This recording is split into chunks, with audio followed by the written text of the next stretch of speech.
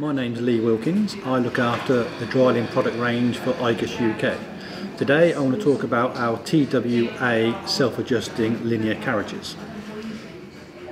What you can see here is one of our TWA 0120 carriages. When you purchase this carriage, you'll come with 3 polymer pins. Now the first thing we need to do is push this in and turn it, and you see that will be retained. This is pushing the springs out ready for fitting to the rail, and we do that on every pin. Turn. This is set the carriage ready for fitting. Fit the carriage to the rail, and you see this will slide very easily up and down.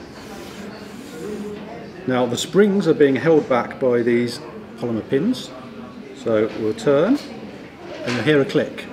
We'll turn, release that, turn, we'll run up and down and you hear a little click there, and that's the springs adjusting to reduce the clearance with the polymer sliding sections.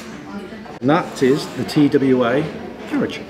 If you'd like any further details, please do not hesitate to contact me on the details below.